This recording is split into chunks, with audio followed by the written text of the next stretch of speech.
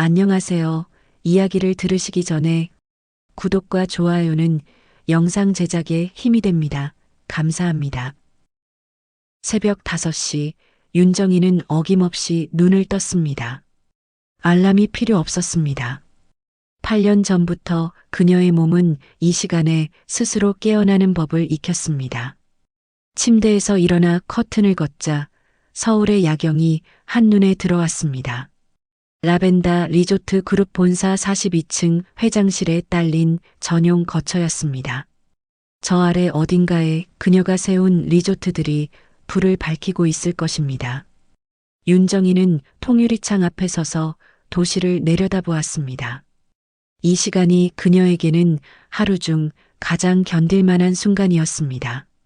아직 세상이 깨어나지 않았고 누구도 그녀에게 결정을 요구하지 않았으며 무엇보다 기억들이 가장 조용히 잠들어 있는 시간이었으니까요. 하지만 그것도 잠시뿐이었습니다. 동이 트기 시작하면 기억들도 함께 깨어났습니다. 오늘도 마찬가지였습니다. 하늘이 연보랏빛으로 물들기 시작하자 그녀의 머릿속에 8년 전의 그날이 떠올랐습니다. 부산 해운대 본관 리조트 주방에서 발생한 덕트 화재. 새벽 2시에 걸려온 전화. 병원으로 달려가는 차 안에서 떨리던 손. 그리고 영안실에서 마주한 아들의 차갑게 식은 얼굴. 윤정이는 고개를 저으며 주방으로 향했습니다. 에스프레소 머신 앞에 서서 커피를 내리는 동안 그녀는 오늘 일정을 떠올렸습니다. 오전 9시 임원회의, 11시 투자자, 미팅, 오후 2시에는 조리팀장 최종 면접이 예정되어 있었습니다. 특히 조리팀장 자리는 중요했습니다. 서울 강남 신규 리조트의 핵심 포지션이었으니까요. 책상에 앉아 서류를 펼쳤을 때 그녀의 시선이 한 이름에서 멈췄습니다. 이서윤 41세여. 흔한 이름이었습니다. 너무 흔해서 그녀는 별 생각 없이 넘겼습니다. 경력란을 훑어보니 인상적이었습니다. 서울 유명 호텔 수석 셰프, 요리대회 수상 경력, 그리고 가장 눈에 띄는 것은 싱글맘 재활 프로그램 멘토 활동이었습니다. 윤정이는 짧게 메모를 남겼습니다. 현장 경험 중시, 실무 질문 강화. 오전 일정은 숨가쁘게 지나갔습니다. 임원회의에서는 최강호 부회장이 또 한 번 전문 경영인 체제 확대를 주장했습니다. 그의 논리는 명확했습니다. 가족 경영의 한계, 투명성 제고, 글로벌 스탠다드. 윤정이는 조용히 듣기만 했습니다. 반박할 명분이 약했습니다. 그녀에게는 후계자가 없었으니까요. 8년 전 불길이 유일한 핏줄을 앗아갔고 그 이후 그녀는 오직 일로만 견뎠습니다. 점심도 거른 채 윤정이는 오후 2시 정각에 면접실로 들어갔습니다. 인사팀장과 총지배인이 이미 자리에 앉아 있었습니다. 그런데 이상했습니다. 지원자가 보이지 않았습니다. 인사팀장이 난처한 표정으로 말했습니다. 회장님, 지원자가 아직 도착하지 않았습니다. 연락도 안 되고 있습니다. 윤정이는 시계를 보았습니다. 2시 5분. 그녀는 지각을 용납하지 않는 사람이었습니다. 특히 최종 면접에서는 더욱 그랬습니다. 막자리에서 일어나려던 순간 면접실 문이 조심스럽게 열렸습니다. 그리고 들어온 사람은 이서윤이 아니었습니다. 교복을 입은 한 소년이 서 있었습니다. 15 많아야 16살쯤 되어 보이는 중학생이었습니다. 소년은 숨을 헐떡이고 있었습니다. 달려온 듯 이마에 땀이 맺혀 있었고 손에는 서류 봉투를 꼭 쥐고 있었습니다. 죄송합니다. 소년의 목소리는 떨렸습니다. 윤정이는 앉은 채로 소년을 바라보았습니다. 인사팀장이 당황한 목소리로 물었습니다. 학생, 여기가 어딘지 알고 온 건가요? 면접장인데. 알고 왔어요. 어머니 대신 왔습니다. 소년은 고개를 들어 윤정이를 똑바로 바라보았습니다. 그 순간 윤정이는 이상한 느낌을 받았습니다. 소년의 눈동자가 묘하게 익숙했습니다. 어디서 본 듯한, 아니 누군가를 닮은 듯한 눈빛이었습니다. 어머니가 다치셨어요. 아침에 리조트로 출발하려다가 계단에서 넘어지셔서 발목을 삐끗하셨습니다. 병원에 계세요. 소녀는 서류 봉투를 꺼내 책상 위에 조심스럽게 올려놓았습니다. 그의 손가락이 미세하게 떨리고 있었습니다. 어머니가 이 면접을 정말 중요하게 생각하셨어요. 준비한 게 많다고 꼭 보여드리고 싶다고 하셨습니다. 그래서 제가 대신 전달하려고 왔습니다. 윤정이는 말없이 서류를 집어들었습니다. 봉투를 열자 깔끔하게 정리된 포트폴리오가 나왔습니다.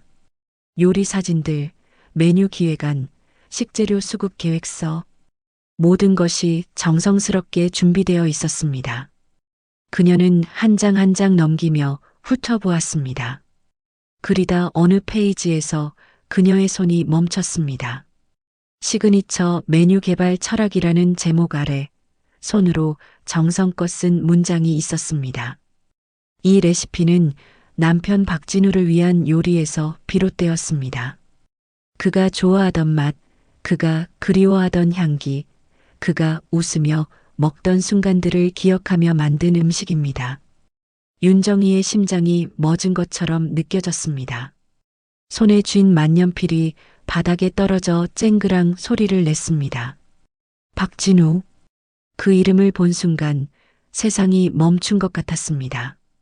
8년 전 불길 속에서 사라진 이름. 밤낮으로 불러보고 또 불러보았지만 결국 돌아오지 않았던 이름. 그 이름이 지금 낯선 여자의 서류 속에 남편이라는 단어와 함께 적혀 있었습니다. 회장님? 인사팀장의 목소리가 희미하게 들렸습니다. 윤정이는 소년을 다시 바라보았습니다. 이번에는 천천히, 아주 천천히 그의 얼굴을 살폈습니다. 눈썹의 각도, 코의 선, 입가의 곡선. 하나하나가 낯설지 않았습니다. 학생. 윤정이의 목소리는 그녀 자신도 놀랄 만큼 떨렸습니다. 이름이 뭡니까? 박민재입니다. 박민재. 박진우의 성을 가진 소년. 윤정이는 다시 서류를 내려다보았습니다. 이번에는 이서윤의 프로필 사진을 자세히 보았습니다. 40대 초반의 여성, 짧게 자른 머리, 단정한 셰프복. 그리고 그녀의 눈가에서 윤정이는 무언가를 읽었습니다. 슬픔과 강인함이 함께 깃든 표정이었습니다. 어머니가 혼자 학생을 키우셨나요? 윤정이의 질문에 민재는 잠시 망설이다가 고개를 끄덕였습니다. 네. 아버지는 제가 어렸을 때 돌아가셨어요. 잘 기억은 안 나지만 어머니가 가끔 이야기해 주셨습니다.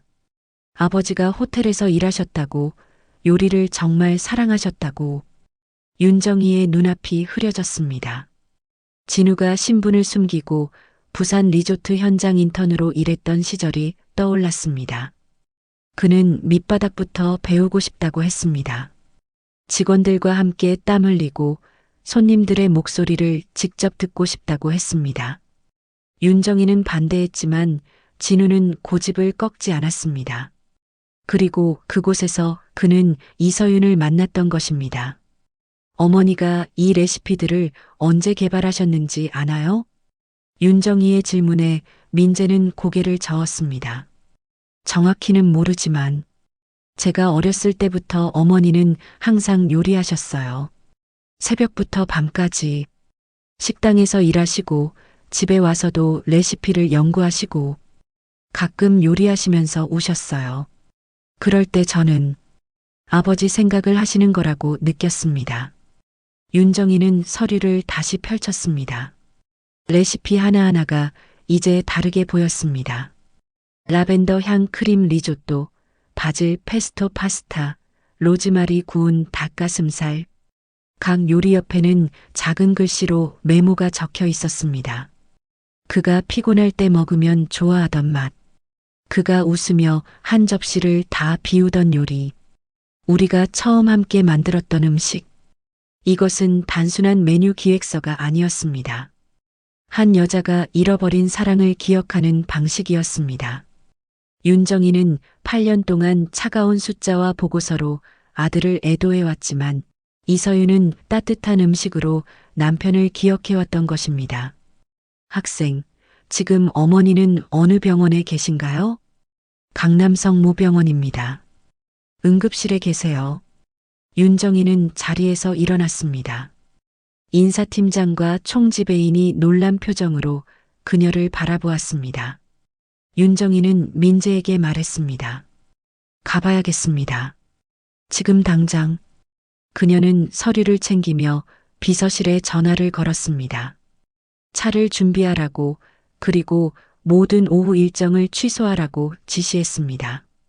8년 만에 처음으로 그녀는 회의보다 계약보다 숫자보다 중요한 무언가를 발견했습니다. 민재는 당황한 표정으로 그녀를 따라 나섰습니다. 엘리베이터 안에서 윤정이는 소년을 다시 바라보았습니다. 이번에는 확신을 가지고. 소년의 눈동자는 진우와 똑같았습니다. 맑고 순수하면서도 어딘가 단단한 무언가를 지키려는 의지가 담긴 눈빛이었습니다. 그리고 그 눈빛을 보는 순간 윤정이는 깨달았습니다. 이 소년은 단순히 면접 지원자의 아들이 아니었습니다. 이 소년은 그녀가 8년 동안 잃어버렸다고 생각했던 미래였습니다. 진우의 피가 흐르는, 진우의 이름을 물려받은, 진우가 남긴 유일한 흔적이었습니다. 차가 병원으로 향하는 동안 윤정이는 창밖을 바라보았습니다. 도시는 여전히 분주하게 돌아가고 있었습니다. 사람들은 저마다의 삶을 살았고 건물들은 하늘을 찔렀으며 시간은 멈추지 않고 흘렀습니다. 하지만 오늘 그녀의 시간은 8년 만에 다시 움직이기 시작했습니다. 회장님, 민재가 조심스럽게 불렀습니다. 어머니한테 뭐라고 말씀하실 건가요? 윤정이는 소년을 바라보았습니다. 그리고 8년 동안 한 번도 입 밖에 내지 못했던 단어를 떠올렸습니다. 며느리, 손자, 가족, 말해야 할 것들이 많습니다. 그녀의 목소리는 떨렸지만 이번에는 슬픔 때문이 아니었습니다. 두려움과 기대가 뒤섞인 삶이 다시 시작될 수 있다는 믿음 때문이었습니다. 차는 강남대로를 달렸습니다. 햇빛이 유리창을 통해 쏟아져 들어왔습니다. 윤정이는 손에 든 서류를 내려다보았습니다. 박진우를 위한 요리라는 문장 위로 그녀의 그림자가 드리워졌습니다. 8년 전 불길이 앗아갔다고 생각했던 모든 것들이 사실은 어딘가에서 살아 숨쉬고 있었습니다. 다른 이름으로, 다른 방식으로, 하지만 분명히 살아서. 병원이 가까워졌습니다. 윤정이의 심장이 빠르게 뛰었습니다. 곧 그녀는 8년 동안 알지 못했던 며느리를 만나게 될 것입니다. 진우가 사랑했고, 진우의 아이를 낳았고, 진우를 기억하며 혼자 이 세상을 버텨온 여자를. 그리고 그 만남이 어떤 결과를 가져올지 윤정이는 알 수 없었습니다. 하지만 한 가지는 확실했습니다. 오늘부터 그녀의 삶은 달라질 것이라는 것. 더 이상 혼자가 아니라는 것. 그리고 라벤더 리조트 그룹의 미래에 다시 한번 진심이 깃들 수 있다는 것. 차가 병원 입구에 멈춰 섰습니다. 윤정이는 깊게 숨을 들이마셨습니다. 그리고 8년 만에 처음으로 그녀는 회장이 아닌 한 사람의 어머니로, 그리고 할머니로 차에서 내렸습니다. 강남성 모병원 응급실은 오후의 분주함으로 가득했습니다. 윤정이는 민재를 따라 복도를 걸었습니다. 소녀는 익숙한 듯 길을 찾아갔고 그녀는 그 뒤를 조용히 따랐습니다. 마음의 준비를 하려 했지만 사실 무엇을 준비해야 할지 알 수 없었습니다. 8년 동안 상상조차 해본 적 없는 상황이었으니까요. 저기 계세요. 민재가 커튼으로 가려진 침상 하나를 가리켰습니다. 윤정이는 발걸음을 멈췄습니다. 커튼 너머로 누군가의 실루엣이 보였습니다. 여자였습니다. 침대에 앉아 있는 듯 했습니다. 민재가 커튼을 살짝 젖히며 안으로 들어갔습니다. 엄마, 나왔어. 민재야. 여자의 목소리가 들렸습니다. 안도와 걱정이 섞인 목소리였습니다. 윤정이는 잠시 망설이다가 커튼을 열고 안으로 들어섰습니다. 그리고 그녀는 이서윤을 처음 마주했습니다. 40대 초반의 여성이 침대에 앉아 있었습니다. 왼쪽 발목에는 압박 붕대가 감겨 있었고 얼굴에는 피로가 역력했습니다. 하지만 그 피로 속에서도 단정함을 잃지 않으려는 노력이 보였습니다. 흐트러진 머리를 손으로 매만지고 구겨진 옷깃을 바로잡으려 애쓰는 모습이었습니다. 서윤은 윤정이를 보자 깜짝 놀라 일어서려다가 발목의 통증에 얼굴을 찌푸렸습니다. 앉아 계십시오. 윤정이가 말했습니다. 서윤은 당황한 표정으로 민재를 바라보았습니다. 민재야, 이분이 라벤더 리조트 그룹 회장 윤정이입니다. 윤정이가 직접 소개했습니다. 서윤의 얼굴이 하얗게 질렸습니다. 그녀는 황급히 고개를 숙였습니다. 죄송합니다. 이런 모습으로 뵙게 되어 면접에 참석하지 못해서. 괜찮습니다. 윤정이는 침대 옆 의자를 끌어당겨 앉았습니다. 서윤은 여전히 당황한 채 그녀를 바라보았습니다. 민재는 두 사람 사이에서 어쩔 줄 몰라 하며 서 있었습니다. 학생이 대신 와서 서류를 전달해 주었습니다. 윤정이가 가방에서 포트폴리오를 꺼냈습니다. 서윤의 눈이 커졌습니다. 민재가 회사까지 갔다 온 거예요? 네. 어머니의 마음을 전하고 싶다고 했습니다. 서윤은 아들을 바라보았습니다. 민재는 고개를 숙였습니다. 그녀의 눈가가 붉어졌습니다. 윤정이는 그 모습을 조용히 지켜보았습니다. 아들을 키우는 어머니의 마음이 어떤 것인지 그녀도 잘 알았습니다. 이서윤 씨, 윤정이가 조심스럽게 입을 열었습니다. 포트폴리오를 잘 봤습니다. 인상적이었습니다. 특히 그녀는 잠시 말을 멈췄습니다. 어떻게 꺼내야 할지 몰랐습니다. 하지만 더 이상 미룰 수 없었습니다. 레시피 개발 철학 부분을 읽었습니다. 박진우라는 이름이 나오더군요. 순간 병실의 공기가 얼어붙었습니다. 서윤의 얼굴에서 모든 표정이 사라졌습니다. 민재는 두 사람을 번갈아 보았습니다. 무언가 심상치 않은 분위기를 감지한 듯 했습니다. 그분이 누구신지 여쭤봐도 될까요? 윤정이의 목소리는 떨렸습니다. 서윤은 한참을 말없이 앉아 있다가 천천히 입을 열었습니다. 제 남편이었습니다. 이었습니까? 8년 전에 돌아가셨습니다. 윤정이의 심장이 멎는 것 같았습니다. 하지만 그녀는 침착함을 유지하려 애썼습니다. 확인이 필요했습니다. 확신이 필요했습니다. 어떻게 돌아가셨는지 말씀해 주실 수 있습니까? 서윤은 민재를 바라보았습니다. 소녀는 어머니의 시선을 느끼고 조용히 밖으로 나갔습니다. 커튼이 다시 닫혔습니다. 이제 병실에는 두 여자만 남았습니다. 8년이라는 시간을 사이에 두고 같은 남자를 잃은 두 여자였습니다. 부산 해운대 리조트에서 화재 사고가 있었습니다. 서윤의 목소리가 가늘게 떨렸습니다. 남편은 그곳에서 인턴으로 일하고 있었어요. 주방에서 덕트 화재가 났고 그는 다른 직원들을 대피시키다가 더 이상 말을 잇지 못했습니다. 서윤은 손으로 얼굴을 가렸습니다. 어깨가 미세하게 떨렸습니다. 윤정이는 가방에서 손수건을 꺼내 그녀에게 건넸습니다. 그리고 자신도 눈물을 참아야 했습니다. 그분이 본명이 뭐였습니까? 박진우였습니다. 하지만 직장에서는 다른 이름을 썼어요. 박진혁이라고. 신분을 숨기고 싶다고 했어요. 밑바닥부터 배우고 싶다고.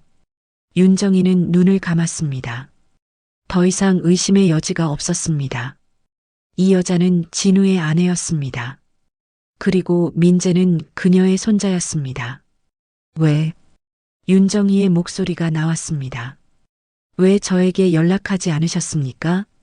8년 동안. 서윤은 고개를 들었습니다. 눈물로 얼룩진 얼굴로 그녀를 바라보았습니다. 몰랐어요. 진우가 누구의 아들인지. 뭐라고요? 그는 끝까지 말하지 않았어요. 자기 집안에 대해서, 부모님에 대해서 그냥 멀리 떨어져 있다고만 했어요. 나중에 다 말하겠다고, 자기가 증명하고 나면 떳떳하게 소개하겠다고. 서윤의 손이 이불을 움켜쥐었습니다. 사고가 나고 병원에 갔을 때 그는 이미 의식이 없었어요. 신원 확인을 위해 회사에 연락했는데 그쪽에서도 박진혁이라는 이름으로만 알고 있었대요. 회사는 유족에게 위로금을 줬지만 그게 전부였어요. 윤정이는 그때를 떠올렸습니다. 8년 전 진우의 사망 소식을 들었을 때 회사에서는 인턴 박진혁이 사고로 사망했다고 보고했습니다. 그녀는 그게 진우인 줄 알고 달려갔지만 현장에서는 신원이 확인되지 않았다는 혼란만 있었습니다. 결국 DNA 검사를 통해 확인됐고 장례는 조용히 치러졌습니다. 언론에는 리조트 인턴 사망 사고로만 보도됐고 진우의 본명은 숨겨졌습니다. 그 과정에서 이서윤의 존재는 완전히 묻혀버린 것입니다. 장례는 회사에서 치러졌다고 들었어요. 유족 대표로 누가 있었는지 몰랐어요. 저는 그냥 병원 영안실에서 혼자 그를 지켰어요. 뱃속에 민재가 있었고 돈도 없었고 어디 연락할 곳도 없었어요. 서윤의 목소리가 점점 작아졌습니다. 그리고 아이를 낳고 살아야 했어요. 그래서 그냥 살았어요. 진우가 남긴 레시피 노트를 보며 요리를 배우고 식당에서 일하고 민재를 키우고 그렇게 8년이 흘렀어요. 윤정이는 손으로 입을 막았습니다. 그녀가 회사를 지키느라 차갑게 버티고 있을 때 며느리는 혼자 손자를 낳고 키우고 있었던 것입니다. 그녀가 숫자와 보고서로 아들을 애도할 때 며느리는 따뜻한 음식으로 남편을 기억하고 있었던 것입니다. 보여주실 수 있습니까? 윤정이가 물었습니다. 뭐요? 사진이라도. 그분과 함께 찍은 사진. 서윤은 침대 옆 가방을 뒤적였습니다. 지갑을 꺼내더니 안쪽에서 낡은 사진 한 장을 조심스럽게 빼냈습니다. 윤정희에게 건넸습니다. 사진 속에는 젊은 남녀가 서 있었습니다. 소박한 드레스를 입은 여자와 단정한 셔츠를 입은 남자. 두 사람은 작은 식당 앞에서 손을 잡고 웃고 있었습니다. 남자의 얼굴을 본 순간 윤정희의 눈에서 눈물이 흘러내렸습니다. 진우였습니다. 28배 진우. 그녀가 마지막으로 본 아들의 모습 그대로였습니다. 이게 전부예요. 우리는 제대로 된 결혼식도 못 올렸어요. 그냥 구청에 혼인신고만 하고 동네 식당에서 사진 한 장 찍은 게 전부였어요. 진우가 나중에 제대로 해주겠다고 했는데 윤정이는 사진을 꽉 쥐었습니다. 사진 속 진우는 행복해 보였습니다. 그녀가 알던 진우보다 더 편안하고 자유로운 표정이었습니다. 옆에 있는 서윤을 바라보는 눈빛은 사랑으로 가득했습니다. 민재는 윤정이가 가까스로 말했습니다. 진우를 닮았습니까? 서윤은 희미하게 미소 지었습니다. 슬픔 속에서도 따뜻함이 묻어나는 미소였습니다. 눈은 똑같아요. 그리고 웃는 모습도 가끔 민재가 웃으면 진우가 돌아온 것 같아요. 두 여자는 한동안 말이 없었습니다. 병실 밖에서는 응급실의 소란이 들렸지만 그 안은 고요했습니다. 8년이라는 시간이 만든 빈자리가 그들 사이에 있었습니다. 윤정이가 먼저 입을 열었습니다. 제가 박진우의 어머니입니다. 서윤의 눈이 크게 떠졌습니다. 믿을 수 없다는 표정이었습니다. 그녀는 윤정이를 빤히 바라보았습니다. 라벤더 리조트 그룹이 회장님이? 네. 진우는 제 외아들이었습니다. 서윤은 입을 막았습니다. 그녀의 눈에서도 눈물이 흘러내렸습니다. 너무 늦게 알게 된 진실이었습니다.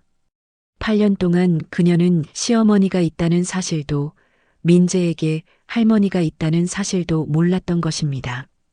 죄송합니다. 서윤이 울먹였습니다. 제가 몰랐어요. 정말 몰랐어요. 알았다면 아닙니다. 윤정이가 서윤의 손을 잡았습니다. 처음으로 그들의 손이 맞닿았습니다. 윤정이의 손은 차가웠고 서윤의 손은 떨렸습니다. 잘못은 저에게 있습니다. 제가 진우를 혼자 보냈습니다. 제대로 지켜주지 못했습니다. 아니에요. 서윤이 고개를 저었습니다. 진우는 자기가 원해서 그 길을 선택한 거예요. 배우고 싶어 했어요. 사람들과 함께 일하고 싶어 했어요. 그건 누구의 잘못도 아니에요. 두 여자는 서로를 바라보았습니다. 같은 상실을 겪은 사람만이 나눌 수 있는 이해가 그들 사이에 흘렀습니다. 윤정이는 8년 동안 혼자 슬퍼했고 서윤도 8년 동안 혼자 아파했습니다. 하지만 이제 그들은 혼자가 아니었습니다. 민재를 윤정이가 말했습니다. 만나고 싶습니다. 손자로서가 아니라 그냥 그 아이를 알고 싶습니다. 서윤은 한참을 고민하다가 고개를 끄덕였습니다. 그녀는 커튼을 열고 밖에 서 있던 민재를 불렀습니다. 소년이 조심스럽게 들어왔습니다. 두 여자의 눈이 붉어진 것을 보고 당황한 표정이었습니다. 민재야. 서윤이 아들의 손을 잡았습니다. 이분은 내 할머니야. 민재는 얼어붙었습니다. 그는 윤정이를 바라보았습니다. 그리고 서윤을 다시 보았습니다. 이해할 수 없다는 표정이었습니다. 할머니라고요? 네. 내 아버지의 어머니야. 윤정이는 천천히 일어났습니다. 민재에게 다가갔습니다. 소녀는 긴장한 채 그녀를 올려다보았습니다. 윤정이는 손을 들어 민재의 어깨에 살짝 올렸습니다. 잘 자라줘서 고맙구나. 그녀의 목소리는 떨렸지만 따뜻했습니다. 민재의 눈에 눈물이 고였습니다. 그는 지금까지 할머니가 없다고 생각하며 살아왔습니다. 하지만 이제 눈앞에 할머니가 서 있었습니다. 아버지를 닮은 눈을 가진, 아버지를 잃은 슬픔을 아는 할머니였습니다. 할머니, 민재가 작게 불렀습니다. 윤정이는 더 이상 참을 수 없었습니다. 그녀는 민재를 끌어안았습니다. 8년 만에 처음으로 그녀는 가족의 온기를 느꼈습니다. 진우의 피가 흐르는 진우가 남긴 생명을 품었습니다. 서윤은 그 모습을 보며 조용히 울었습니다. 그녀도 8년 동안 혼자였습니다. 시댁도 친정도 없이 오직 아들과 단둘이 세상과 맞서왔습니다. 하지만 이제 그들에게는 가족이 생긴 것입니다. 한참 후 세 사람은 병실에 나란히 앉아 있었습니다. 말없이 서로의 존재를 확인하며 윤정이는 서윤에게 그간의 이야기를 들려달라고 했고 서윤은 민재를 키운 8년의 세월을 천천히 풀어놓았습니다. 민재는 두 여자 사이에서 자신에게 이런 역사가 있었다는 사실을 조금씩 받아들였습니다. 해가 지고 있었습니다. 병실 창문으로 석양빛이 쏟아져 들어왔습니다. 윤정이는 서윤을 바라보았습니다. 조리팀장 자리는 당신 것입니다. 예. 그리고 민재에게도 제안이 있습니다. 주니어 호텔리어 프로그램 들어본 적 있습니까? 민재는 고개를 저었습니다. 윤정이는 희미하게 미소 지었습니다. 라벤다의 미래를 만들 인재를 키우는 프로그램입니다. 당신이 1호가 되어주겠습니까? 세 사람은 서로를 바라보았습니다. 8년의 그림자가 천천히 걷히고 있었습니다. 앞으로 가야 할 길이 여전히 험했지만 적어도 이제 그들은 혼자가 아니었습니다. 진우가 남긴 사랑이 그들을 이어주었고 그 사랑은 새로운 시작을 약속하고 있었습니다. 윤정이가 서윤을 조리팀장으로 임명하고 민재를 주니어 호텔리어 프로그램에 등록시킨 것은 병원에서의 만남으로부터 일주일 후였습니다. 발표는 그룹 전체 임원회의에서 이루어졌습니다. 회장실에 모인 임원들은 윤정희의 발표를 들으며 서로 눈빛을 교환했습니다. 이서윤 셰프를 강남 신규 리조트 조리팀장으로 임명합니다. 그리고 새로운 인재 양성 프로그램을 시작하겠습니다. 주니어 호텔리어 프로그램 1호 후보는 박민재 학생입니다. 윤정희는 잠시 말을 멈추고 임원들을 둘러보았습니다. 최강호 부회장이 가장 먼저 입을 열었습니다. 회장님, 주니어 프로그램이라는 것은 처음 듣는데요. 어떤 취지입니까? 미래 호텔리어를 조기에 발굴하고 육성하는 프로그램입니다. 현장 실습과 이론 교육을 병행하며 라벤다의 정신을 계승할 인재를 키우는 것이 목표입니다. 그 1호가 중학생이라는 말씀이신가요? 최강호의 목소리에는 의심이 묻어났습니다. 윤정희는 그의 시선을 정면으로 받았습니다. 박민재 학생은 특별합니다. 충분한 자질이 있다고 판단했습니다. 혹시 개인적인 이유는 없으신지요? 회의실에 긴장감이 돌았습니다. 윤정희는 침착하게 대답했습니다. 박민재는 제 손자입니다. 8년 전 사고로 세상을 떠난 제 아들 박진우의 아들입니다. 회의실이 술렁였습니다. 임원들은 서로를 바라보며 속삭였습니다. 최강호는 놀란 척하며 물었습니다. 그렇다면 이서윤 셰프는 제 며느리입니다. 진우의 배우자였습니다. 회장님, 이것은 최강호가 말을 이어가려 했지만 윤정희가 손을 들어 제지했습니다. 압니다. 여러분이 우려하는 바를 압니다. 하지만 이것은 단순히 혈연을 챙기는 것이 아닙니다. 이서윤 셰프는 실력으로 증명했고 민재는 배우려는 의지를 보여줬습니다. 그들에게 기회를 주고 싶습니다. 하지만 여론은 제가 책임지겠습니다. 윤정희의 목소리는 단호했습니다. 회의는 그렇게 끝났지만 복도로 나선 임원들의 표정은 밝지 않았습니다. 최강호는 몇몇 임원들과 함께 자신의 사무실로 향했습니다. 이틀 후 기사가 터졌습니다. 라벤다 리조트 회장, 8년 만에 손자 찾았다. 감동의 재회. 사고로 잃은 아들의 유가족과 상봉. 언론은 처음에는 우호적이었습니다. 윤정희와 서윤, 민재의 이야기는 감동적인 휴먼 스토리로 포장됐습니다. 하지만 며칠이 지나자 분위기가 바뀌기 시작했습니다. 재벌 가족 경영, 또 다른 논란, 능력보다 혈연, 라벤다의 선택은 옳은가, 중학생을 후계자로, 라벤다 그룹 인사의 의문. 기사들은 점점 비판적으로 변했습니다. 누군가 언론에 정보를 흘리고 있었습니다. 서윤의 경력을 폄하하고 민재의 나이를 문제 삼으며 윤정희의 판단을 의심하는 내용들이 쏟아졌습니다. 그리고 그 뒤에는 최강호가 있었습니다. 투자자들이 우려하고 있습니다. 최강호는 전략회의에서 차분하게 말했습니다. 가족 중심 경영으로 회귀하는 것 아니냐는 의심입니다. 저희가 그동안 투명 경영을 강조해 왔는데 이번 인사가 그것과 배치된다고 보는 시각이 많습니다. 이서윤 셰프는 충분한 검증을 거쳤습니다. 물론입니다. 하지만 타이밍이 문제입니다.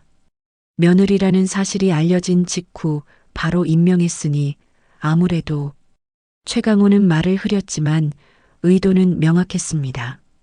이사회를 흔들고 투자자들을 불안하게 만들고 결국 윤정희의 결정을 번복시키려는 것이었습니다. 한편 민재는 학교에서 지옥을 겪고 있었습니다. 기사가 나간 후 학교는 난리가 났습니다. 같은 반 아이들은 민재를 손가락질했습니다. 야, 재벌 손자래.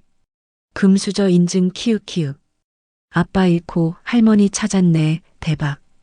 복도를 지나갈 때마다 속삭임이 들렸습니다. 점심시간에는 혼자 먹어야 했습니다. 같이 밥 먹던 친구들도 하나둘 떨어져 나갔습니다.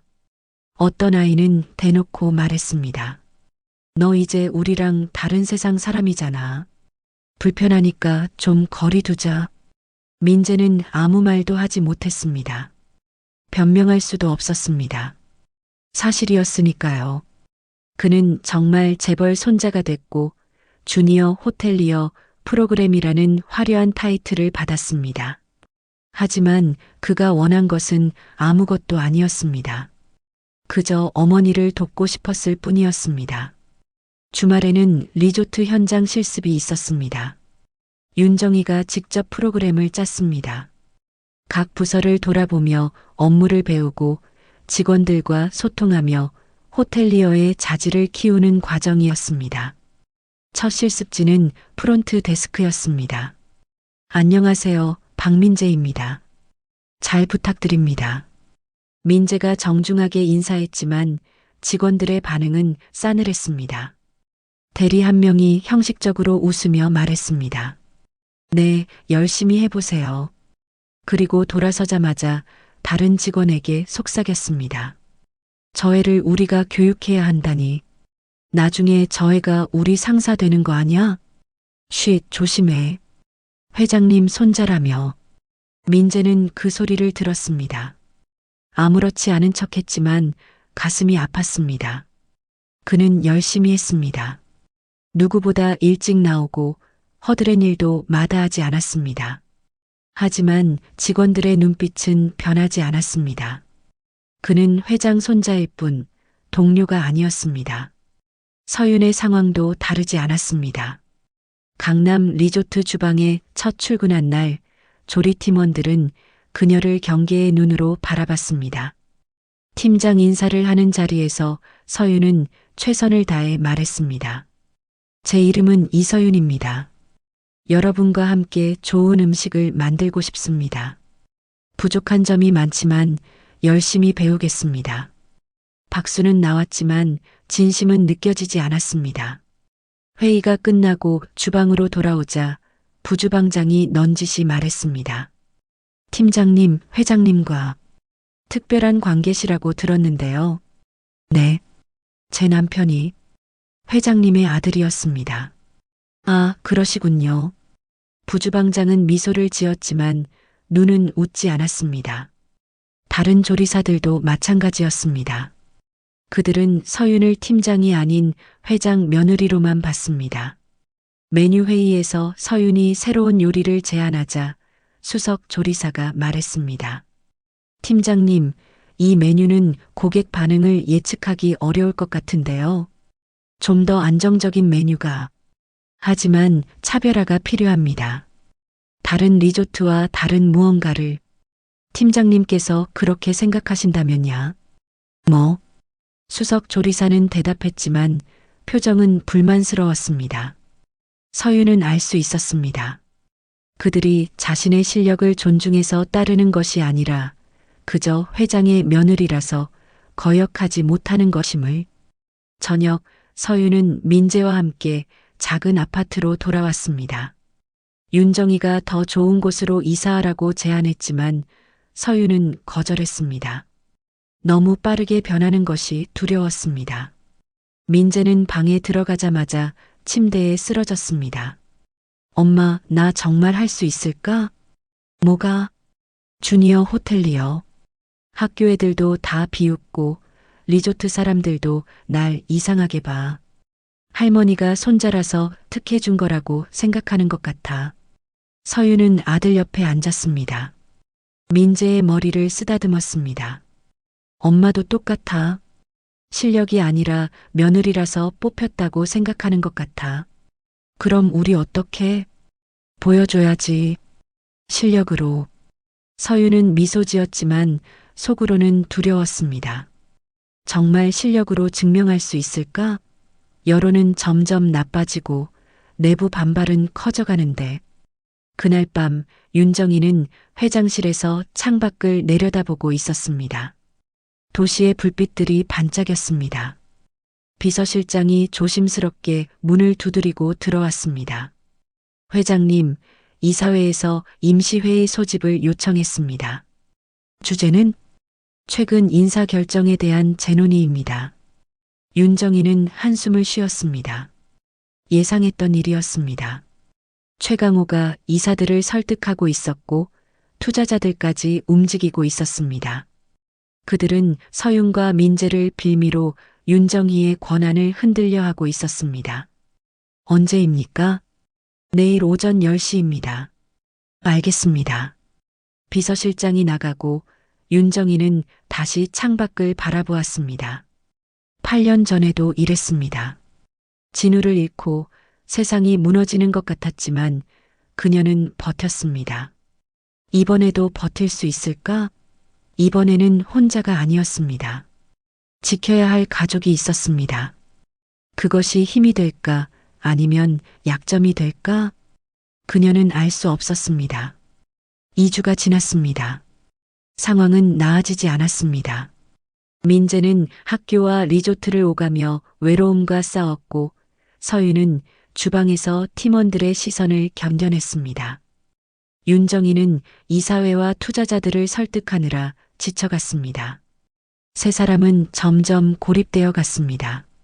그러던 어느 금요일 밤이었습니다. 민재는 리조트에서 늦게까지 실습을 하고 있었습니다.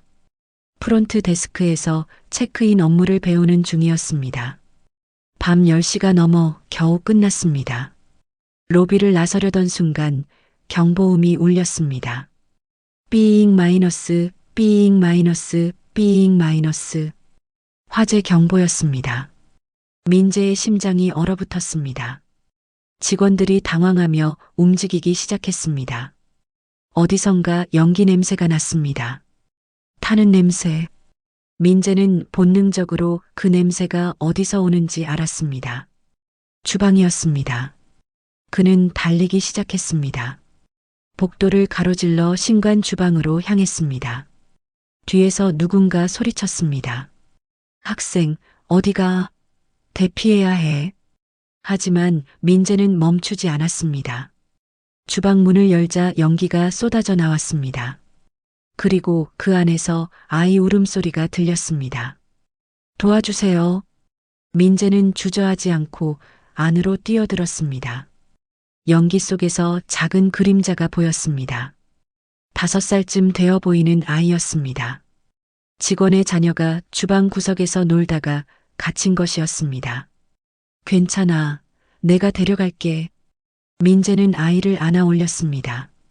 그 순간 천장에서 불길이 번졌습니다. 8년 전 아버지가 마주했던 그 불길처럼 민재는 숨을 참고 출구를 향해 달렸습니다. 연기가 폐를 찔렀고 열기가 피부를 태웠지만 그는 멈추지 않았습니다. 밖으로 나왔을 때 소방관들이 달려왔습니다. 민재는 아이를 건네주고 그 자리에 쓰러졌습니다. 마지막으로 본 것은 밤하늘에 피어오르는 검은 연기였습니다. 그리고 그의 머릿속에 떠오른 것은 한 번도 보지 못한 아버지의 얼굴이었습니다. 8년 전 불길 속에서 사라진 아버지. 이제 그 불길이 다시 돌아온 것이었습니다. 민재가 눈을 떴을 때 가장 먼저 본 것은 하얀 천장이었습니다. 병원 특유의 소독약 냄새가 났고 옆에서는 기계음이 규칙적으로 울렸습니다. 그는 몸을 움직이려다 기침을 했습니다. 목구멍이 따갑고 가슴이 답답했습니다. 민재야. 서윤의 목소리였습니다. 어머니가 침대 옆으로 달려왔습니다. 얼굴이 창백했고 눈은 붉게 부어 있었습니다. 윤정이도 함께 있었습니다. 할머니의 얼굴에도 눈물 자국이 역력했습니다. 괜찮니? 어디 아픈 데 없어? 서윤이 민재의 손을 꼭 잡았습니다. 민재는 가까스로 고개를 끄덕였습니다. 그리고 쉰 목소리로 물었습니다. 아이는, 그 아이는 괜찮아요? 괜찮아. 내가 구해줬어. 연기 흡입이 좀 있었지만 무사해. 민재는 안도의 한숨을 쉬었습니다. 윤정이는 손자의 이마를 쓰다듬으며 조용히 말했습니다. 잘했구나. 정말 잘했어. 하지만 그녀의 목소리는 떨렸습니다. 민재의 용기가 자랑스러우면서도 동시에 8년 전의 악몽이 되살아났기 때문이었습니다. 진우도 이렇게 누군가를 구하려다 불길에 갇혔습니다. 그리고 다시는 돌아오지 못했습니다. 역사가 반복될 뻔했다는 사실이 그녀를 공포로 몰아넣었습니다. 의사가 들어와 민재를 진찰했습니다. 경미한 연기 흡입과 일도 화상이 팔에 있었지만 다행히 심각하지 않았습니다. 하루 이틀 입원하면 퇴원할 수 있다는 말에 서윤은 그제야 제대로 숨을 쉬었습니다. 의사가 나간 후 윤정희의 휴대폰이 울렸습니다. 보안팀장이었습니다. 그녀는 복도로 나가 전화를 받았습니다. 회장님, 현장 조사 중 이상한 점을 발견했습니다. 무엇입니까? 스프링클러가 작동하지 않았습니다. 밸브가 잠겨 있었습니다. 윤정희의 손이 굳었습니다. 고장입니까? 아닙니다. 인위적으로 잠근 흔적입니다. 그리고 화재 발생 지점 근처 CCTV를 확인했는데 수상한 인물이 포착됐습니다. 누구입니까? 영상을 보내드리겠습니다. 직접 확인하시는 것이 좋을 것 같습니다. 전화를 끊고 잠시 후 윤정희의 휴대폰에 영상이 도착했습니다. 그녀는 영상을 재생했습니다. 화재 발생 30분 전 신관 주방 복도를 걷는 남자가 보였습니다. 검은 옷에 모자를 눌러 쓰고 있었습니다. 손에는 무언가를 들고 있었습니다. 작은 통 같았습니다. 윤정희는 영상을 확대했습니다. 남자의 걸음걸이를 주의 깊게 봤습니다. 그리고 그녀는 알아챘습니다. 그 걸음걸이, 그 체형, 그 분위기. 최강호였습니다. 손이 떨렸습니다. 믿고 싶지 않았지만 부정할 수 없었습니다. 함께 20년을 일해온 부회장이 방화를 저질렀다는 사실이. 윤정희는 즉시 보안팀장에게 다시 전화를 걸었습니다. 모든 CCTV 자료를 확보하십시오. 그리고 경찰에 신고하기 전에 제게 먼저 보고하십시오. 조용히 진행하십시오. 병실로 돌아왔을 때 서윤이 민재에게 물을 먹이고 있었습니다. 윤정희는 서윤을 복도로 불렀습니다. 며느리, 당신에게 부탁이 있습니다. 무엇이든 말씀하세요.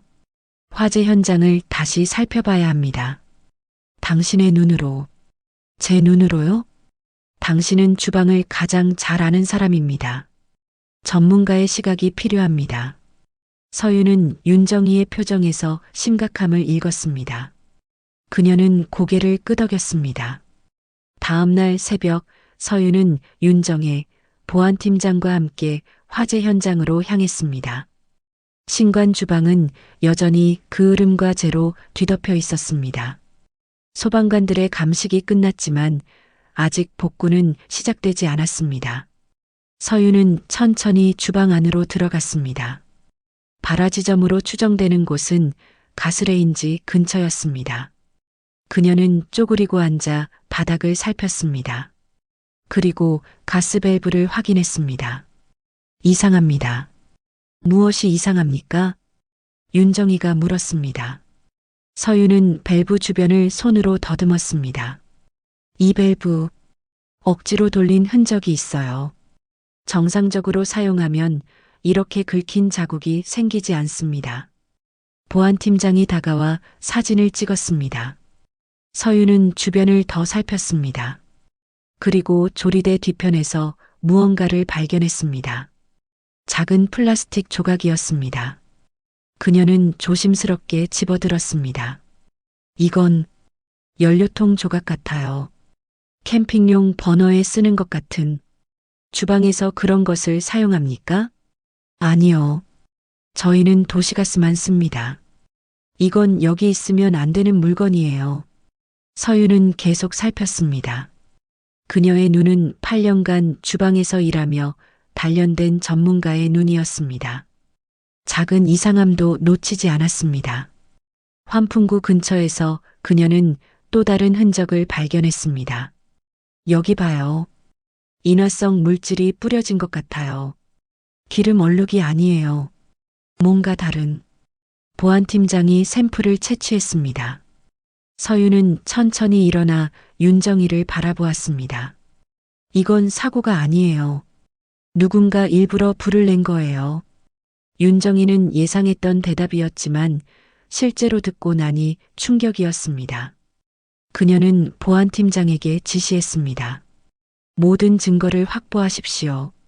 그리고 경찰에 신고하십시오. 방화 사건으로. 알겠습니다, 회장님. 윤정이는 주방을 둘러보았습니다. 8년 전 부산 리조트의 주방도 이랬습니다. 불에 탄 흔적, 무너진 천장, 그을린 벽. 그때도 스프링클러가 제대로 작동하지 않았습니다. 그때도 너무 빨리 번진 불이었습니다. 혹시 윤정이가 작게 중얼거렸습니다. 8년 전에도. 서윤이 그녀를 바라보았습니다. 윤정이의 얼굴은 창백했습니다. 끔찍한 가능성이 그녀의 머릿속에 떠올랐습니다. 만약 8년 전 화재도 사고가 아니었다면? 만약 누군가 의도적으로 진우를 죽였다면? 보안팀장. 예, 회장님. 8년 전 부산 리조트 화재 사건 자료를 모두 찾아오십시오. CCTV 자료, 소방서 보고서, 모든 것을. 8년 전 자료는 이미 폐기됐을 수 있습니다. 백업이 있을 겁니다. 찾으십시오. 반드시. 보안팀장은 윤정희의 단호한 표정에 더 이상 묻지 않고 고개를 끄덕였습니다. 일주일 후 보안팀장이 회장실로 찾아왔습니다. 그의 손에는 두꺼운 파일이 들려 있었습니다. 회장님, 찾았습니다. 8년 전 자료입니다. 윤정이는 파일을 받아 펼쳤습니다. 사고 보고서, 현장 사진, CCTV 스틸컷. 하나하나 넘기며 보던 그녀의 손이 어느 페이지에서 멈췄습니다. CCTV 사진이었습니다. 화재 발생 전날 밤 부산 리조트 주방 근처를 걷는 남자의 모습이었습니다. 흐릿했지만 체형과 걸음걸이를 알아볼 수 있었습니다. 최강호였습니다. 8년 전에도 지금도. 윤정이는 사진을 손에 쥔 채 창밖을 바라보았습니다. 20년을 함께 일한 사람이었습니다. 진우가 어렸을 때부터 알던 사람이었습니다. 그가 왜 이런 일을 저질렀을까? 이유는 하나밖에 없었습니다. 권력이었습니다. 후계 구도에서 진우를 제거하고 자신이 그룹을 차지하려던 것이었습니다. 경찰에 제출하십시오. 모든 자료를. 회장님, 하지만 망설일 이유가 없습니다. 제출하십시오. 경찰 수사가 시작됐습니다. 최강호는 처음에는 부인했습니다. 하지만 증거는 명확했습니다. CCTV 영상, 연료통 구매 기록, 그리고 결정적으로 그의 휴대폰에서 발견된 방화 사주 문자 메시지들이었습니다. 8년 전에도 그는 같은 수법을 썼습니다. 외부인을 고용해 주방에 인화성 물질을 뿌리게 하고 스프링클러 밸브를 잠그게 했습니다. 진우가 새벽 근무를 한다는 것을 알고 그 시간에 맞춰 화재를 일으킨 것이었습니다. 진우는 화재를 발견하고 직원들을 대피시키려다 갇혔고 스프링클러가 작동하지 않아 결국 목숨을 잃었습니다. 모든 진실이 드러나자 언론은 들끓었습니다. 라벤더 그룹 부회장, 회장 아들 살해 혐의. 8년 만에 밝혀진 진실. 사고가 아닌 살인. 권력을 위한 방화, 최강호 구속. 재판이 시작됐습니다. 윤정희는 증인으로 법정에 섰습니다. 검은 정장을 입은 그녀는 증인석에 앉아 판사를 바라보았습니다. 그리고 방청석에 앉아 있는 최강호를 봤습니다. 그는 고개를 숙이고 있었습니다. 검사가 물었습니다. 증인께서는 피고인 최강호와 어떤 관계입니까? 20년간 함께 일한 동료였습니다. 제가 신뢰하던 부회장이었습니다. 피고인이 귀하의 아들을 살해했다는 사실을 알게 되었을 때 어떤 심경이었습니까? 윤정희는 잠시 말을 멈췄습니다. 법정이 조용해졌습니다. 그녀는 천천히 입을 열었습니다. 8년 동안 저는 아들을 사고로 잃었다고 생각했습니다. 화재였으니까요. 누구의 잘못도 아닌 불운한 사고라고. 그래서 견딜 수 있었습니다. 하지만 그녀의 목소리가 떨렸습니다. 아들을 잃은 것이 불이 아니라 욕망 때문이었다는 것을 알았을 때 저는 무너졌습니다. 제가 믿었던 사람이 제 아들을 죽였다는 사실이 받아들이기 힘들었습니다. 피고인에게 하고 싶은 말이 있습니까? 윤정희는 최강호를 바라보았습니다. 그는 여전히 고개를 들지 못했습니다. 그녀는 조용히 말했습니다. 당신이 원했던 것은 권력이었겠지요. 라벤더 그룹을 차지하고 싶었겠지요. 하지만 당신이 불태운 것은 제 아들의 목숨만이 아니었습니다. 한 가족의 미래였습니다. 태어나지도 못한 손자의 아버지였고 아내의 남편이었으며 어머니의 아들이었습니다. 최강호의 어깨가 떨렸습니다. 당신의 욕망이 얼마나 많은 것을 앗아갔는지 알기를 바랍니다. 재판은 빠르게 진행됐습니다.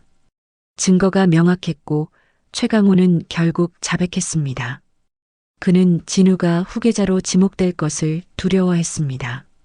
자신이 오랜 시간 그룹을 위해 헌신했는데 혈연이라는 이유만으로 젊은 청년에게 모든 것을 빼앗길 수 없었다고 말했습니다.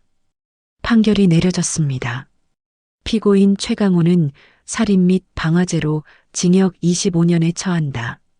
법정을 나서는 최강호의 뒷모습을 보며 윤정희는 아무런 감정도 느끼지 못했습니다.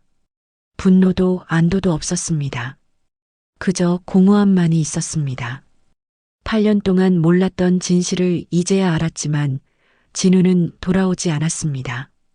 법원 앞에서 서윤과 민재가 기다리고 있었습니다. 민재는 이미 퇴원해서 건강을 회복했습니다. 세 사람은 말없이 서로를 바라보았습니다. 이제 끝난 건가요? 민재가 조심스럽게 물었습니다. 윤정희는 손자의 어깨에 손을 올렸습니다. 아니란다. 이제 시작이야. 진짜 시작이. 무엇의 시작이요? 내 아버지가 원했던 것을 만드는 일. 진심이 머무는 곳을 만드는 일. 윤정희는 하늘을 올려다보았습니다. 가을 하늘이 높고 맑았습니다. 8년 만에 처음으로 그녀는 앞을 볼 수 있었습니다. 과거의 그림자가 걷히고 미래의 빛이 보이기 시작했습니다. 집으로 가자. 우리 집으로. 세 사람은 나란히 걸었습니다. 그들의 그림자가 길 위에 나란히 드리워졌습니다. 8년 동안 떨어져 있었던 가족이 이제 하나가 되어가고 있었습니다. 아직 가야 할 길이 멀었지만 적어도 이제 그들은 진실을 알았습니다. 그리고 그 진실 위에서 새로운 시작을 할 수 있었습니다. 라벤더 리조트는 이제 달라질 것입니다. 욕망이 아닌 진심으로, 권력이 아닌 사람으로 채워질 것입니다. 그것이 진우가 원했던 것이었고 이제 그의 가족이 이루어갈 것이었습니다. 재판이 끝나고 한 달 후 윤정희는 전체 임직원 회의를 소집했습니다. 본사 대강당에는 전국 각 리조트의 팀장급 이상 직원들이 모였습니다. 500명이 넘는 사람들이 자리를 채웠습니다. 무대 위로 윤정이가 올라갔습니다. 그녀는 마이크 앞에 서서 잠시 침묵했습니다. 그리고 천천히 입을 열었습니다. 여러분, 오늘 저는 사과로 이 자리를 시작하려 합니다. 강당이 조용해졌습니다. 윤정이는 깊게 숨을 들이마셨습니다. 8년 전 제 아들이 세상을 떠났을 때 저는 슬픔에 빠져 있었습니다. 그리고 그 슬픔을 일로 대신했습니다. 숫자로, 성과로, 확장으로. 하지만 그 과정에서 제가 잊은 것이 있었습니다. 라벤다가 왜 만들어졌는지를. 그녀는 화면을 가리켰습니다. 스크린에 오래된 사진 한 장이 떴습니다. 20년 전 첫 리조트가 문을 열던 날의 사진이었습니다. 젊은 윤정이가 직원들과 함께 웃고 있는 모습이었습니다. 라벤다는 사람을 위해 만들어졌습니다. 손님들에게 휴식을, 직원들에게 자긍심을, 지역사회에게 희망을 주기 위해서였습니다. 하지만 언제부턴가 우리는 그것을 잊었습니다. 저부터 잊었습니다. 윤정희의 목소리가 떨렸습니다. 최근의 사건으로 저는 깨달았습니다. 우리가 얼마나 길을 잃었는지를. 권력 다툼이 일어나고 사람의 목숨이 욕망의 제물이 되는 곳이 되어버렸다는 것을. 이것은 제 책임입니다. 그리고 오늘 저는 약속합니다. 라벤다를 다시 사람의 공간으로 만들겠다고. 스크린에 새로운 화면이 떴습니다. 라벤다 리조트 새로운 비전이라는 제목 아래 문구가 나타났습니다. 진심이 머무는 공간. 이것이 우리의 새로운 비전입니다. 진심으로 손님을 맞이하고, 진심으로 동료를 대하며, 진심으로 일하는 곳. 그런 공간을 만들겠습니다. 윤정이는 다음 슬라이드로 넘겼습니다. 이를 위해 몇 가지 변화를 시작합니다. 첫째, 박진우 추모 장학재단을 설립합니다. 호텔리어를 꿈꾸는 젊은이들, 특히 어려운 환경의 청년들을 지원하는 재단입니다. 제 아들이 그랬듯이 밑바닥부터 배우고 싶어 하는 사람들에게 기회를 주겠습니다. 직원들 사이에서 박수가 터져 나왔습니다. 윤정이는 계속했습니다. 둘째, 직원 복지를 전면 개선합니다. 육아 지원, 교육 기회 확대, 그리고 무엇보다 안전 시스템을 재정비하겠습니다. 다시는 화재 같은 사고가 일어나지 않도록 모든 리조트의 안전 설비를 최고 수준으로 업그레이드 하겠습니다. 더 큰 박수가 이어졌습니다. 셋째, 투명 경영을 강화합니다. 외부 감사를 정기적으로 받고 이사회의 독립적인 사회이사 비율을 높이겠습니다. 그리고 윤정이는 잠시 말을 멈추고 객석을 둘러보았습니다. 제 임기를 3년으로 정하겠습니다. 3년 후 저는 회장직에서 물러나고 전문 경영인 체제로 전환하겠습니다. 라벤다는 한 가족의 것이 아닙니다. 여기 계신 모든 분들의 것입니다. 강당이 술렁였습니다. 예상하지 못한 선언이었습니다. 윤정이는 마지막으로 말했습니다. 제 손자 박민재는 주니어 호텔리어로서 여러분과 함께 배워갈 것입니다. 특혜가 아닌 기회를 주는 것입니다. 그가 정말 이 일을 사랑하고 능력이 있다면 언젠가 리더가 될 수도 있을 것입니다. 하지만 그것은 오직 그의 실력으로만 증명될 것입니다. 이것이 제가 아들에게서 배운 것입니다. 이름이 아니라 진심으로 증명하라는 것. 윤정이가 무대에서 내려왔을 때 기립박수가 터져 나왔습니다. 직원들은 진심으로 박수를 쳤습니다. 변화가 시작되고 있었습니다. 그로부터 석 달 후 강남 리조트 주방은 완전히 달라져 있었습니다. 서윤이 새롭게 단장한 주방이었습니다. 그녀는 화재 이후 완전히 새로운 컨셉으로 주방을 재설계했습니다. 개방형 주방으로 바꿔 손님들이 조리 과정을 볼 수 있게 했고 직원들의 동선을 최적화하여 효율과 안전을 모두 높였습니다. 팀장님, 오늘 예약이 또 풀부킹입니다. 부주방장이 웃으며 보고했습니다. 예전의 경계심은 사라지고 이제는 진심 어린 존경이 그의 목소리에 담겨 있었습니다. 서윤의 실력이 그것을 증명했기 때문입니다.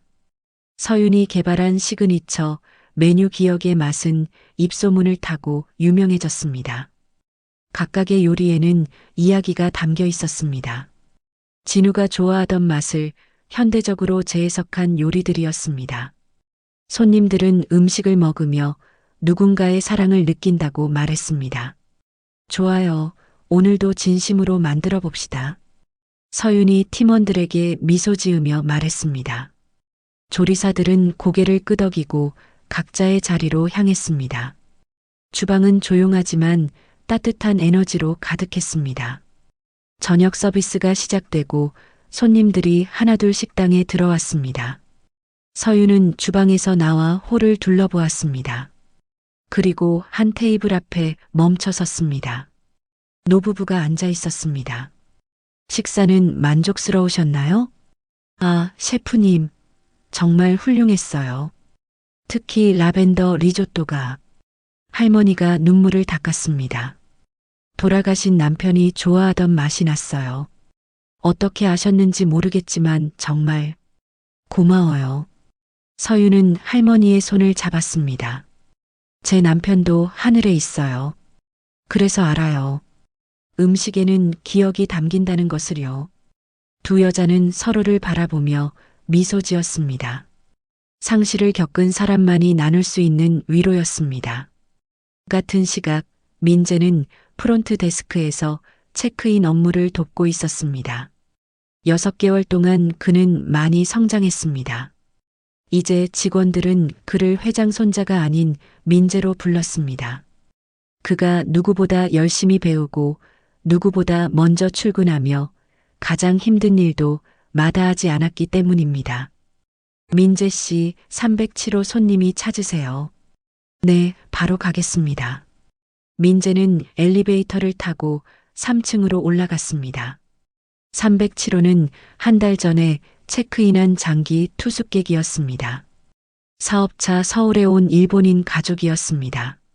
문을 두드리자 5살 정도 되어 보이는 여자아이가 문을 열었습니다. 안녕, 유이. 민재가 일본어로 인사했습니다. 그는 지난 몇 달 동안 틈틈이 일본어를 공부했습니다. 손님들과 더 잘 소통하고 싶어서였습니다. 아이는 환하게 웃으며 민재의 손을 잡아 끌었습니다. 오빠, 오늘 그림 그렸어. 정말? 보여줄래? 아이는 자신이 그린 그림을 자랑스럽게 보여줬습니다. 호텔과 라벤더 꽃이 그려진 그림이었습니다. 민재는 진심으로 칭찬했습니다. 와, 정말 잘 그렸다. 유이는 화가가 될 거야. 아이의 아버지가 나와 민재에게 감사 인사를 했습니다. 항상 고마워요. 민재 씨 덕분에 우리 딸이 한국에 잘 적응하고 있어요. 천만에요. 유이가 행복하면 저도 기뻐요. 민재가 방을 나서려는데 유이가 그의 옷자락을 잡았습니다. 오빠, 이따가 또 놀러 와줘. 그럼 일 끝나고 올게. 민재는 아이의 머리를 쓰다듬고 문을 나섰습니다. 복도를 걸으며 그는 미소 지었습니다. 이것이었습니다. 할머니가 말한 진심이 머무는 공간이, 손님의 이름을 기억하고 그들의 이야기를 듣고 작은 것 하나까지 신경 쓰는 것. 그것이 진짜 호텔리어의 일이었습니다. 1년이 흘렀습니다. 라벤더 리조트 본사 로비는 새롭게 단장되어 있었습니다. 한쪽 벽면 전체가 박진우 추모 갤러리로 꾸며져 있었습니다. 진우의 사진들, 그가 쓴 업무 일지, 그가 그린 리조트 스케치들이 전시되어 있었습니다. 그리고 중앙에는 그의 철학이 새겨진 명판이 걸려 있었습니다. 사람은 결국 진심으로 남는다. 박진우. 갤러리 제막식 날 윤정이, 서윤, 민재는 나란히 서 있었습니다. 직원들과 손님들이 그들을 둘러쌌습니다. 윤정이가 리본을 끊자 박수가 터져 나왔습니다. 제 아들 진우는 27년이라는 짧은 생을 살았습니다. 윤정이가 조용히 말했습니다. 하지만 그가 남긴 것은 많습니다. 이 리조트에, 이 사람들에게, 그리고 무엇보다 그의 가족에게. 오늘 우리는 그를 기억합니다. 그의 이름으로가 아니라 그의 진심으로. 사람들은 조용히 갤러리를 둘러보았습니다. 어떤 이는 진우의 사진 앞에서 멈춰서서 묵념했고, 어떤 이는 그가 쓴 일지를 읽으며 미소 지었습니다. 진우는 이제 단순한 회장의 아들이 아니었습니다. 라벤더의 정신이었고, 모두가 기억하고 따르고 싶어하는 선배였습니다. 제막식이 끝나고 저녁, 세 사람은 옥상 정원으로 올라갔습니다. 윤정이가 직접 만들게 한 공간이었습니다. 라벤더가 가득 심어진 정원이었습니다. 보랏빛 꽃들이 바람에 흔들렸고 은은한 향기가 퍼졌습니다. 세 사람은 벤치에 나란히 앉아 노을을 바라보았습니다. 하늘이 주황빛과 분홍빛으로 물들어갔습니다. 서울의 스카이라인이 실루엣으로 떠올랐습니다. 민재야, 윤정이가 말했습니다. 올해 고등학생이 되는구나. 네, 할머니. 호텔리어가 되고 싶은 마음은 변함없니? 민재는 잠시 생각하다가 대답했습니다. 네. 처음에는 잘 몰랐어요. 그냥 엄마를 돕고 싶었고 할머니를 기쁘게 해드리고 싶었어요. 하지만 이제는 알아요. 제가 정말 이 일을 사랑한다는 걸. 사람들을 만나고 그들을 행복하게 만드는 일이 제가 하고 싶은 일이에요. 그래. 그것만으로 충분하단다. 윤정이는 손자의 어깨에 손을 올렸습니다. 내 아버지도 같은 말을 했어. 사람들을 행복하게 만들고 싶다고. 너는 아버지를 닮았구나. 민재의 눈에 눈물이 맺혔습니다. 그는 아버지를 기억하지 못했지만 이제는 느낄 수 있었습니다. 자신의 피 속에 흐르는 아버지의 유산을, 사람을 사랑하는 마음을. 서유는 두 사람을 바라보며 미소 지었습니다. 2년 전만 해도 그녀는 혼자였습니다. 시어머니도 모르고 시댁도 모르고 오직 아들과 단둘이 세상과 맞서야 했습니다. 하지만 이제 그녀에게는 가족이 있었습니다. 시어머니이자 동료이며 친구인 윤정이가 있었고 자랑스러운 아들 민재가 있었습니다. 며느리. 윤정이가 서윤을 불렀습니다. 고맙습니다. 진우를 사랑해줘서, 민재를 잘 키워줘서, 그리고 저를 받아줘서 저야말로 감사해요, 어머님. 서윤은 처음으로 윤정이를 어머님이라고 불렀습니다. 1년 동안 그녀는 회장님이라고 불렀습니다. 하지만 이제 그들은 직장 상사와 부하가 아니었습니다. 진짜 가족이었습니다. 진우가 보면 좋아했을 거예요. 우리 셋이 이렇게 함께 있는 모습을. 그래, 분명 좋아했을 거야. 세 사람은 손을 맞잡았습니다. 윤정이의 거칠지만 따뜻한 손, 서윤의 부드럽지만 강한 손, 민재의 어리지만 단단한 손. 세 손이 하나로 포겠습니다. 하늘에서 별이 하나둘 떠오르기 시작했습니다. 가장 밝은 별 하나가 유독 눈에 띄었습니다. 민재가 그 별을 가리켰습니다. 저게 아빠일까요? 그럴지도 모르지. 윤정이가 대답했습니다. 내 아버지는 어디에나 있단다. 이 리조트에, 우리 마음속에, 그리고 저 하늘에도.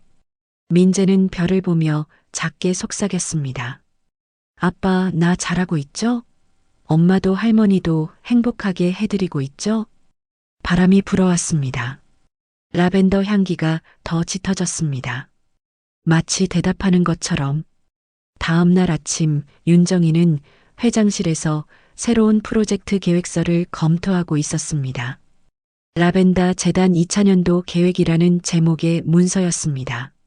50명의 청년에게 장학금을 지원하고 해외 호텔 연수 기회를 제공하며 직업훈련 프로그램을 확대하는 내용이었습니다.